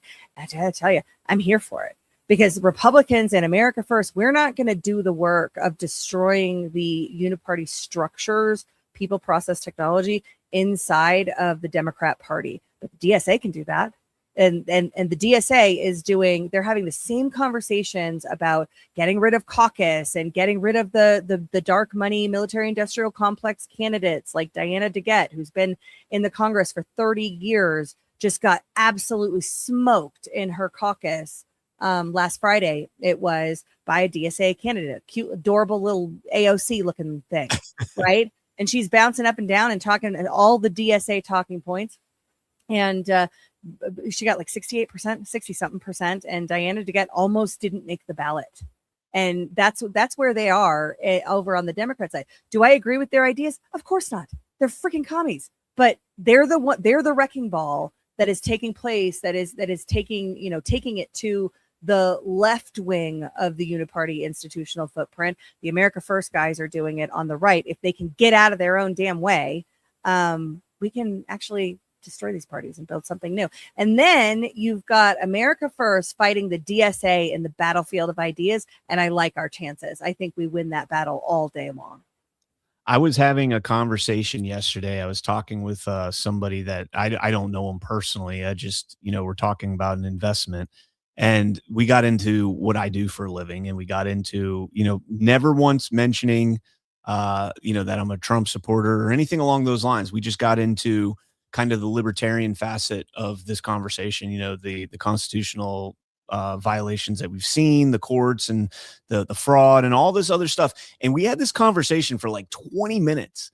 And, I was letting him talk to see where he was going and all that. And he's like, so where can I find your podcast? And I told him, and I'm like, hey, just a fair warning. Like we are like pretty big time Trump supporters here, but not like the go to rallies and like, yeah, Republicans kind of Trump supporters, more like the dismantle the whole both went to a rally together. No, but we're not there oh yeah, every Republican candidate. But my point is that we're more along the lines of let's break this whole system down, rebuild it up, and keep in mind the intentions of the founding fathers and the Constitution itself. And he was like, at the end of the conversation, he was like, oh, that's cool, I'm a Trump supporter. But it got me thinking, like, what if we went out and just talked to people, not us necessarily, but people talking to other people, and you don't wear those labels. You don't put the R or the D on like a scarlet letter. You don't put the Trump stuff on, and you don't get into the specifics that would kind of project your political ideations your ideologues in terms of party affiliation and stuff. Man, the conversations that people would have, you could probably talk to somebody for an hour if you keep all of the mainstream, lineage that's drawn between them. If you kept that out of the conversation, and then at the end you're like, oh, I'm a bleeding heart Democrat. Really? I'm a bleeding heart Republican. How the fuck did we just talk for an hour and agree on just about everything? Well, because we didn't talk about abortion, and we didn't talk about gun rights, and we talked about, well, maybe not gun rights might be in there, but we didn't talk about the kitchen table shit that they want us fighting over. Anyways, I'm going off on a long ass tangent there. The party system. Yeah, but I think it's good. And I think you're right. So I left the party in 2011, and, then for the second Obama term, kind of doomed out, didn't really pay attention. Trump comes on the scene, and I am engaging in politics really for the first time as an unaffiliated non-party member. It's incredibly liberating. And I also think there is something psychological about not belonging to one of the two teams. And that isn't to say that you couldn't be a libertarian or American Constitution Party or whatever, some of the smaller other options are out there. But when you don't belong to one of those two teams, I think the emotional manipulation in the election year is less impactful. Right. And it was harder for me in 2016, 2017, 2018 to be, sort of try to extract myself and be entirely removed. Right. I mean, I'm a pretty hardcore MAGA in terms of what I think MAGA means. Right. MAGA is becoming like conservative and Republican, a word that doesn't mean anything because everybody else is using it for whatever they mean. But, to me, make America great again, put America first, rebuild American industry, give the power back to the people. That's what MAGA is to me. And I'm still very hardcore, all of that. But I don't have any allegiance to these two fully, in my opinion, corrupted institutions. And I think that is a real asset in trying to navigate the information war, even though it's just on paper, right? Because I think like you're still Republican, right? Like a registered Republican. On paper. And I think that there is something psychological that over time, when you ditch it, and you're like, listen, I still believe in the ideas. I said, and this can't work for everybody everywhere, right? Like I live in an open primary state. So it doesn't, there's actually no benefit to me joining a party. I have no reason that I have to, right? Like I have more choices without it. But but that over time you're able to see more clearly. And the since 2021 with the municipal, I've told you this before, municipal election ended, and then everybody just turned their brains off and put their jerseys on, and it was like, okay, it's the 2022 midterm election year, we're not going to talk about election integrity anymore, we're all joining campaigns now. And it was like, wait, what? That that was 4 years ago, and now it's like I'm just going to call that shit to their faces now. So people don't understand that they think they're voting for a politician. You're not. You're voting for the control of that politician by the institutions, the private institutions that run the parties, because they have all of the power. The politicians have no power. They technically are supposed to have the power, but they step out of line and the party will crush them. And that is where all the power lies.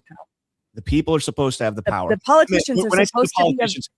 I meant the power to vote, the power to exercise the discretion of the people. They don't have that power. That's but this is so important, because why don't they have that power? Because they gave it away. They sold it to the lobbies, right? They sold it to the corporate entities, but first they sold it to the parties. Right. And the people are supposed to have the power. The representatives are supposed to be a vehicle of representation for the people's power. Lauren Boebert won't even do a fucking town hall. Like, she won't come here and, face all of her voters and answer, off the cuff questions and all of those kinds of things. She won't do it. She doesn't have to, because it doesn't actually have anything to do with the people whatsoever. Yep. Exactly. All right, guys, we're going to move on. Before we do that, let's hit a sponsor real quick. I do have one more election story, and I'm kind of excited about this one because it's an update. But before we do that, guys, they can freeze your accounts. They can shut off your cards. They can lock you out of your own money overnight. Banks don't protect you. They control you. And that's why real financial freedom starts with ownership. Introducing Rumble Wallet, a non-custodial wallet built for people who refuse to give up control. With Rumble Wallet, you don't just buy digital currency like Bitcoin and Tether. You can own Tether Gold, real gold on the blockchain. Through Tether Gold, you get direct ownership of physical gold bars, each one fully allocated, verifiable by serial number, purity, and weight. This isn't paper gold. This isn't an IOU. It's real gold without bank vaults, storage fees, or gatekeepers. You can buy or sell or move it 24 hours a day, 7 days a week, even when traditional gold markets are closed. And if you want, Tether Gold can be redeemed for physical gold. Now that's power. And when you support creators on Rumble, you can tip them directly using Rumble Wallet, peer-to-peer, and outside of the banking system. No permission, no middlemen, no cancel button. The wallet is yours forever. All right. And thank you to Rumble and Rumble Wallet. So here's the update. We played James O'Keefe last week, I believe, doing the California expose on these petitioners. Well, and granted, we're not going to play the whole thing. Maybe we will on Why We Vote or get more better clips, but we'll play the overview here. James O'Keefe got to the people, went to their house, one of these petitioners, and got a little bit further along in the scheme of how this is being unfolded. Caught the petition fraudsters Oh, we don't need a James O'Keefe on 1.75. on Skid Row in Los Angeles on video accessing an online database of registered voters. This is the last name you're going to use. You're not going to use your name. I'm giving you a name to use, but you're going to use your first name. And giving names of registered voters from that database to the homeless to impersonate those voters and sign petitions in other people's names. He's in it. Yeah. Committing felony election fraud and forgery, all for $3 apiece. We showed this footage to disenfranchised voters whose signatures were forged on the petition, and those voters say, throw the book at them. Yeah, now I know not to sign any of those petitions anymore. Yeah, prosecute them, and I'll probably should be even worse if they've done worse. Now, because you haven't registered, I need to register you so I can get paid too. I'm paying you guys, I need to get paid.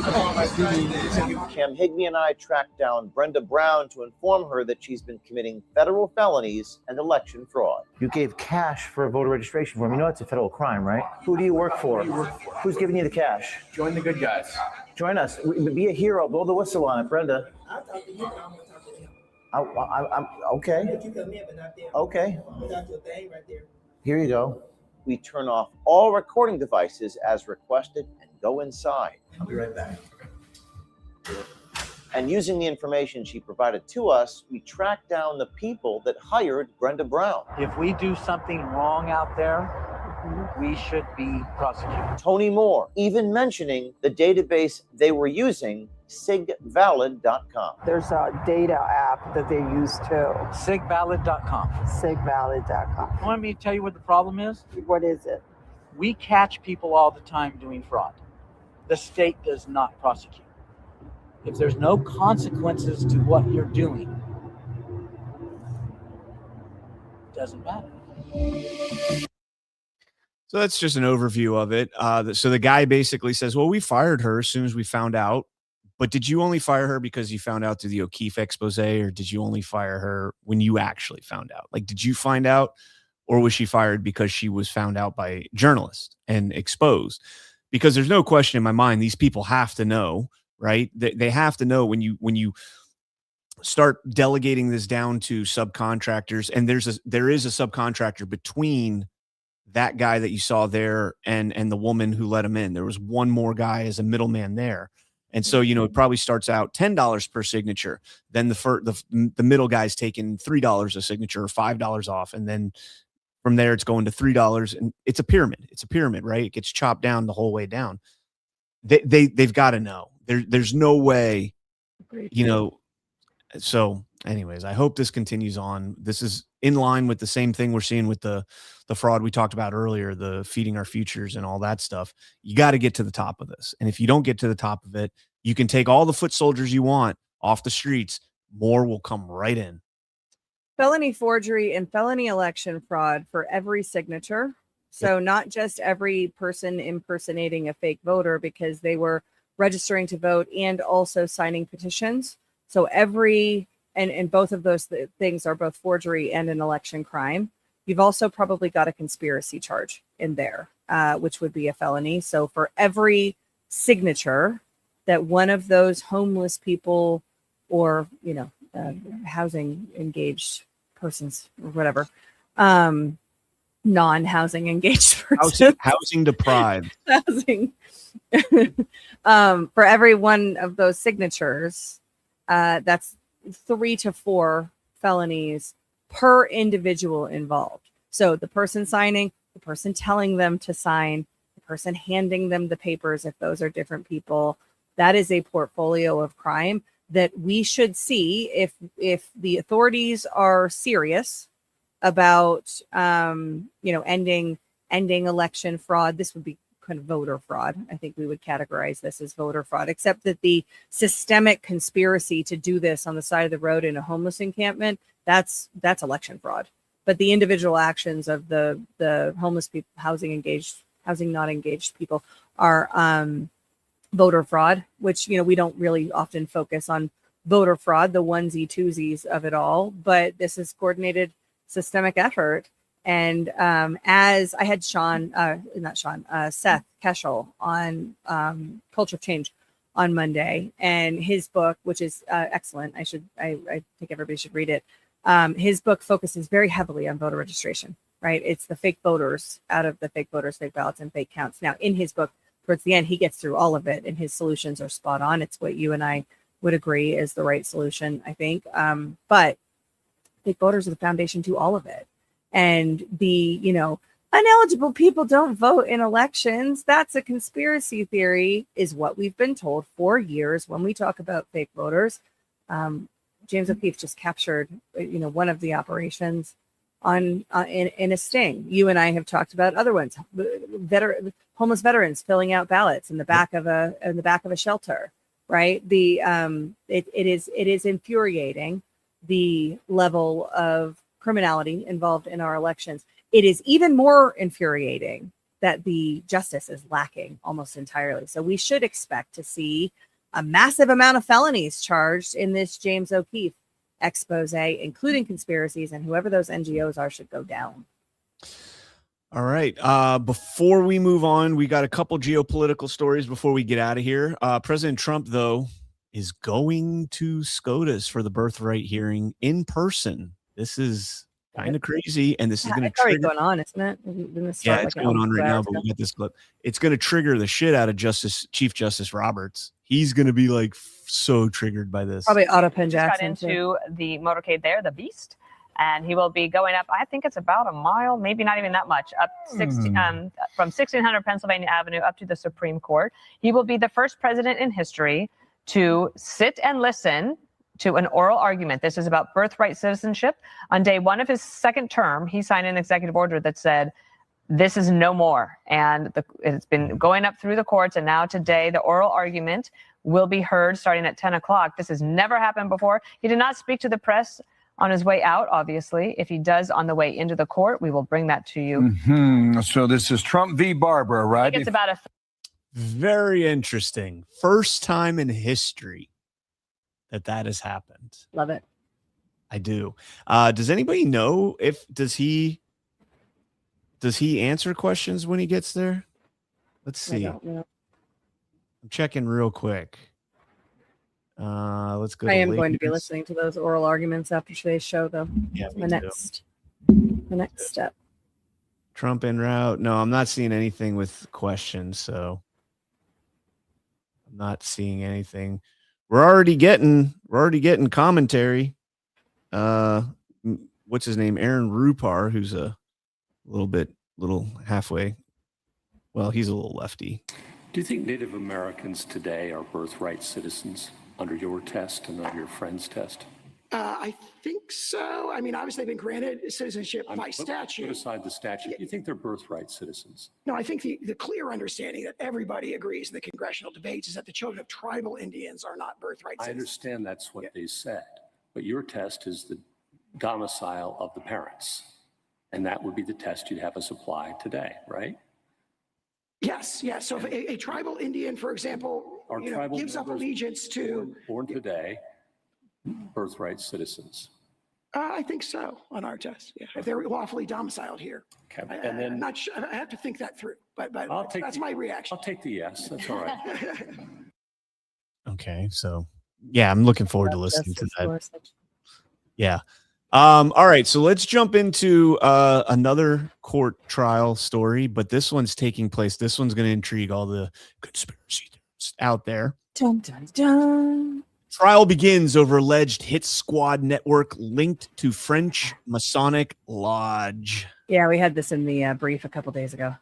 This is a lot of reading because this is the first time we're reporting on this here, and it's from RFI, also from AFP is putting out the same story basically. Note that Brian could have used the summary that we put in the brief, but I could have. He went for the foreign press instead. I try not to keep this an echo chamber and go outside the box. All right, that's what I got you guys here for to do the brief takes.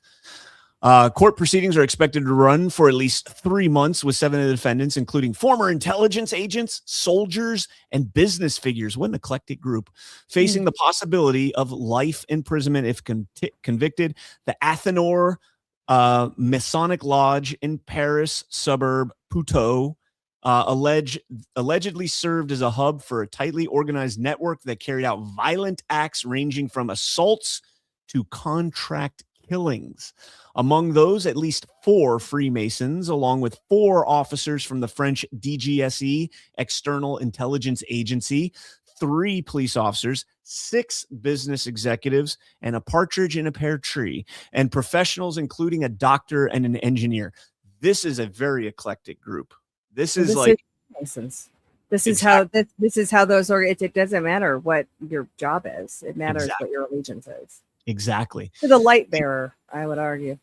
The alleged ringleaders, Jean-Luc Bagger, Frederick Vaglio, and Daniel Bellou, are all linked to the Athenor Lodge and are accused of orchestrating a series of crimes through a structured chain of command. The case first came to light following a failed contract killing in June of 2020. 2 members of France's parachute regiment were arrested near the home of business coach Marie-Helene Dini while in possession of weapons. The pair claimed they believed they had been tasked by the state to eliminate Dini, alleging that she had ties to the Israeli intelligence agency Mossad. Now we're going to get the anti-Semite aspect of this. They're going to cry anti-Semitism. Investigators quickly uncovered links to Bagger, a business rival of Dini. Bagger commissioned the hit for a fee of 70,000 euros, passing the task through Vaglio to a network overseen by Bellou. a former agent with the French Secret Service. Leroy, the operational leader of the group, admitted in custody that he and his associates had carried out numerous violent acts, including robberies, assaults, and at least one murder, that of race car driver Laurent Pascali. The trial is expected to shine a light on the unusual composition of the group, as we just alluded to. Is it unusual? Exactly. Let's get some light on this, which includes individuals from law enforcement, intelligence, and professional sectors. Leroy believed he was acting in the interest of the state, claiming that he had been misled into thinking that he was working towards becoming an informant. So if I kill this person, I can be a state informant. That's a high bar. Bolu suffered lasting impairments from an apparent suicide while he was in custody, including difficulties of concentration. Dun, dun, dun. Yeah, those French Freemasons seem really corrupt. Yeah, it's just the French The ones. French ones. The ones over here are perfectly fine. Yeah, obviously. Civic unity groups and whatnot. Yeah, they're the good guys. They're the good guys over here. The good guys of Yale. They don't do those. That's Skull and Bones. Totally All the different. same shit, Brian. Totally different. Yeah, totally different. Fidel Castro's grandson says he would love to welcome a deal with President Trump. The grandson of Fidel Castro, named Sandro Castro, that was weird. Sandro Castro said most Cubans want to be capitalists, not communist, saying that while they're squeezed from the American ban on Venezuelan oil, which is causing blackouts and food shortages and all sorts of crises in the country, Sandro Castro says we would love to make a deal with President Trump. And he also criticized Diaz-Canel, the current leader of Cuba, saying he's, quote, not doing a good job, and expressed frustration with the financial bureaucracy that the Castro dynasty had long upheld. The White House said on Monday that it allowed a Russian-flagged oil tanker to reach Cuba for, quote-unquote, humanitarian reasons, but that the U.S. has not altered its de facto blockade on fuel reaching Cuba and will make future decisions on a case-by-case basis. Trump said on Monday he had no problem with fuel deliveries to the island, and Cuba has acknowledged they are in talks with President Trump. What you got? Right on. This came out this morning. Iran's new regime president, much less radicalized and far more intelligent than his predecessors, has just asked the United States of America for a ceasefire. We will consider when Hormuz Strait is open, free, and clear.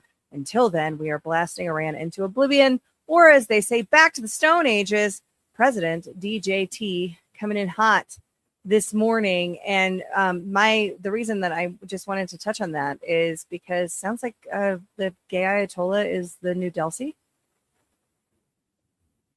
Has he named? I mean, he said the Ayatollah is missing.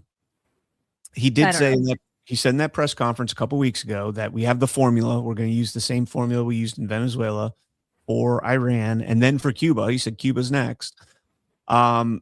And he said during that press conference that the new leader will be somebody familiar with the country, whether that's Pezeshkian, the president, or whether that's the cleric, the theocratic leader in the Ayatollah.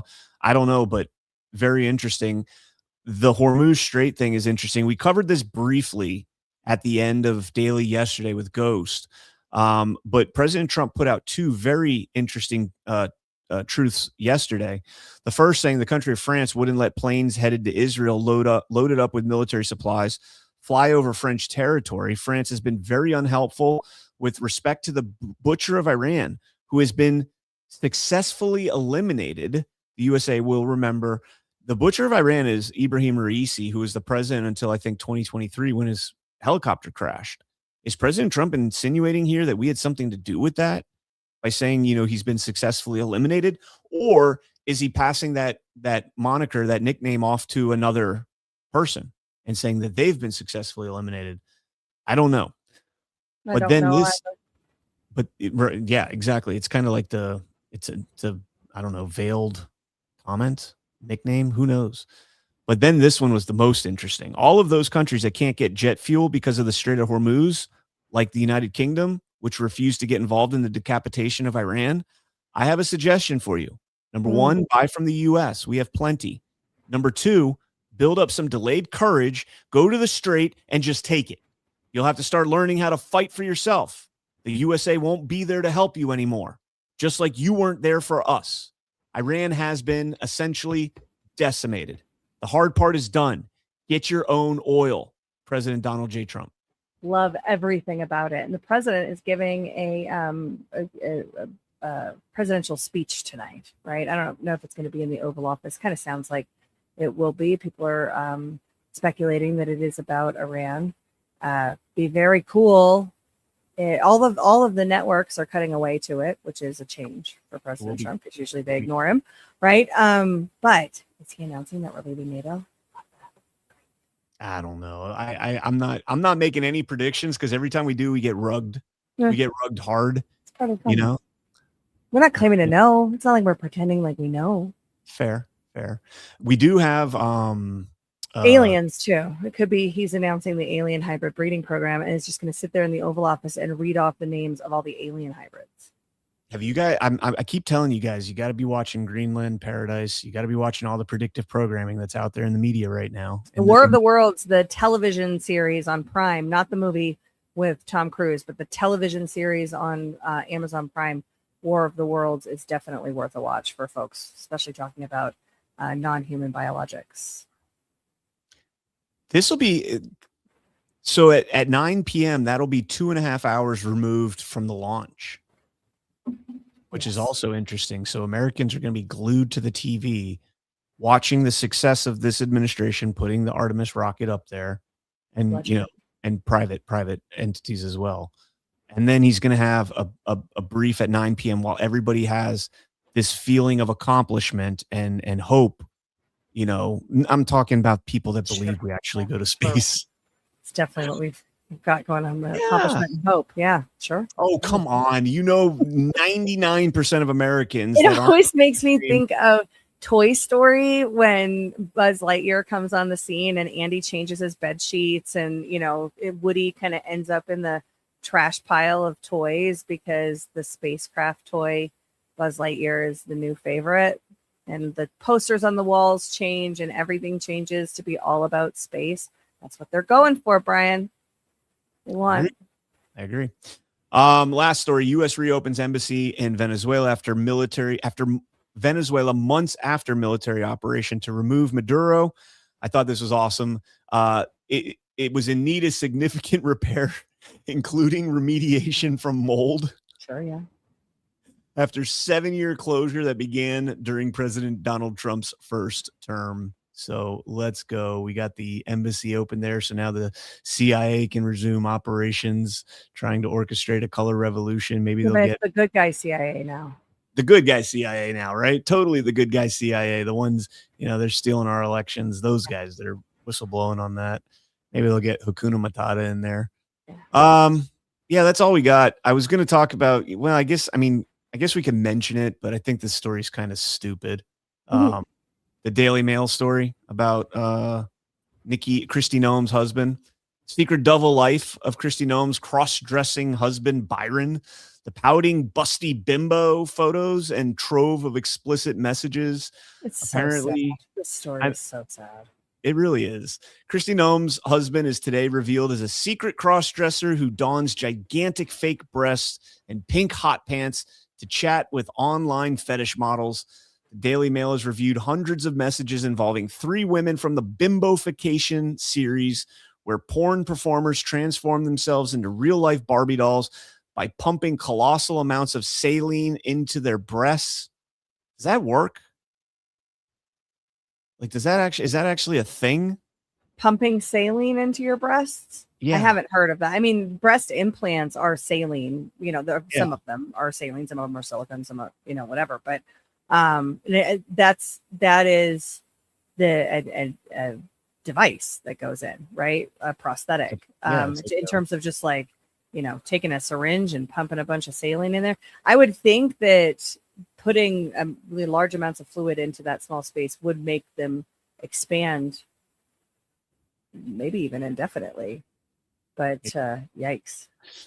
National security experts said this brazen behavior could have left the 54-year-old MAGA favorite vulnerable to blackmail. Quote, if a media organization can find this out, you can assume with a high degree of confidence that a hostile intelligence service knows this as well, warned former CIA officer Mark Polymeropoulos, where I know that name from somewhere. I don't know where I know that name from, whether he was one of the 51 spies who lied or what, but I've seen that name. I know he's with the Atlantic Council now, which tells you all you need to know. Also coming out now and being like, oh, if intelligence knew this, you're telling me nobody found this when they were vetting him, or did they know this when they were vetting him? Or was this just a bunch of bullshit that nobody really gave a shit about? I don't know. Either way, it's stupid. Kind of feel bad for Kristi Noem. Also, why do people do this dumb shit? Like, I no wonder she was, banging someone else. Yeah, well, that makes sense now. What was it, Corey Lewandowski? They're alleging, allegedly. Yeah. All right, let's go ahead and jump into. Yeah, Heather Jones says water bras are cheaper and less painful, right? Like, my goodness. AKA Lou, Brian just got back from Gulf Shores. On the menu at Papa Rocco's, chicken, pineapple, barbecue sauce. Delicious. That does sound delicious. I want pizza. That does sound delicious. Thank you for that, AKA Lou. Heather Jones, for all the work y'all do and for staying on top of making all shows why we vote.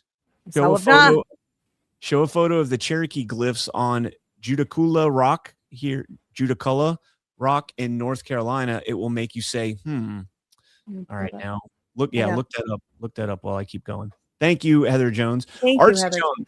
Brian, how can I contact you? I have your portrait ready to mail, and it is my profile picture now. Hope you love it as much as I do. Thank you for another great show. God bless. Ooh, I can't wait. I will. I'll get in touch with Ash. She'll know how. Ash, what was I need the you question? to get me in touch with Artsy Joan. Oh yeah, I can do that. You may just I'll just send you guys each other's phone numbers. Yeah, that works. Armageddon. Hi, guys. Love your show, but I do have one request. Can you please make sure that the link to Badlands Daily gets consistently posted in Truth Social too? The live chat controls in Truth Social are. And Or that's something. all we got. Or something. I don't control that, but I can post them in Truth Social. I will try to do that. I used to do it every morning. I should probably start doing that again. I don't even remember to post my own writing on all of my socials. I really, really suck at that. I'm super grateful to an account on X called Archangel Michael, who has taken it upon himself to share my daily history updates, and I'm super grateful for that. So this is what she's talking about. Looks like a language. Now, what is the context of this? This is the Cherokee glyphs, Judicial Rock. Let's see what the New York Times here says. Aliens. Yeah. Well, demons, classified technology. Oh, no, they're going to paywall me.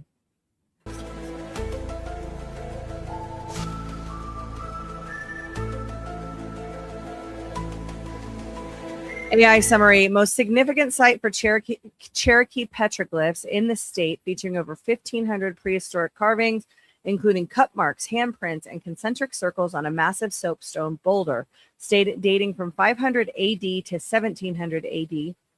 These carvings are considered sacred and represent a link to the Cherokee spirit being, who is called Judicial. Judicial Rock, located near Kulauhi. I don't think I got that right.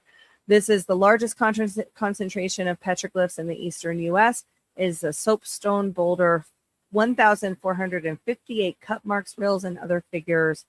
There's another rock called Paint Rock in Madison County, has pictographs that are approximately 5,000 years old, known to the Cherokee as where the tracks are this way. The area is believed to contain carvings made by Judicial's children.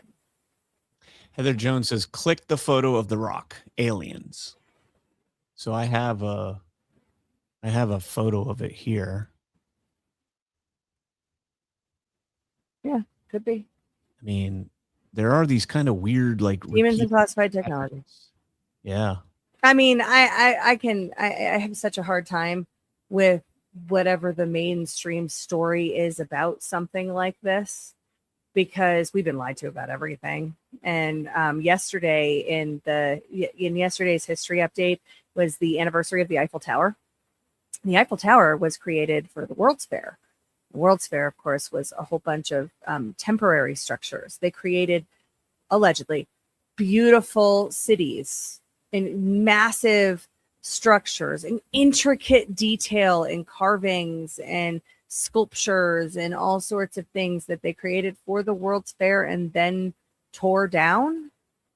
Weird, and also probably bullshit. So if you want more on that, check out my Substack, ashinamerica.substack.com.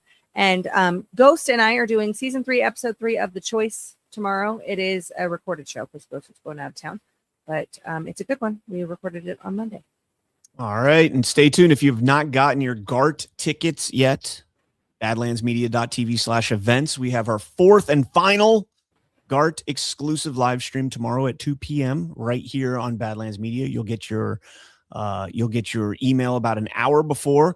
Also, you can get your single day in-person tickets as well as your virtual tickets still. So check that out, badlandsmedia.tv/events. Heather Jones says there's a black and white photo from the 50s that you can see the glyphs better. While we see, Ash will look for that real quick while we play a hang on. Surprise. I just wanted to remind people, with all of the alien and space talk, General Claus show is tonight. And it's April Fool's, so maybe the whole show at the end, he'll be like, April Fool's. And Ash is clearly on another screen because she is frozen as the tundra in Green Bay. Every Easter, one brave bunny takes on a very important mission. Spreading Easter joy. And apparently dropping most of it. And sometimes there's goat-related complications. Skincare's so good even the goats might want it. Because Easter is really about the greatest victory ever. Hope, renewal, and a promise kept.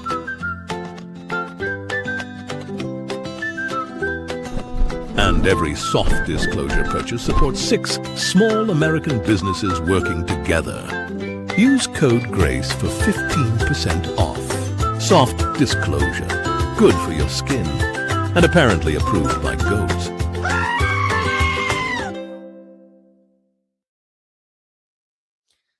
He's pretty good at eating carrots at the end there. Yeah, I think this is probably what she was talking about. Yes. Crazy. Interesting stuff. Interesting stuff. All right, guys, smash that thumbs up if you have not done so already. Stay tuned.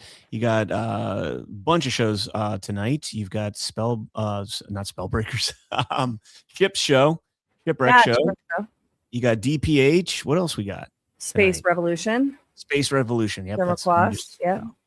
And then I'm sure we'll have the launch. We'll have the live coverage of Trump. Oh, we are covering on Badlands. We are covering the President Trump's speech. There will probably be commentary with it. I think Zach and I are the ones that are there at this point, possibly. So we shall see. All right. We'll see you guys later. God bless. Hit that thumbs up. Patriots, the fight for truth doesn't stop at the screen. It's hitting the road again. Badlands Media is rolling into Nashville on April 9th through 12th for the next stop on the Great American Restoration Tour. Join your favorite Badlands hosts and like-minded Americans for 3 powerful days. Packed with unfiltered discussions, deep dive panels, and real debate. Hear the raw truth, ask the tough questions. No topic too hot, no question too bold. GART is where our community comes alive. Tickets are on sale now at badlandsmedia.tv/GART, where you can also grab a virtual pass and watch from home.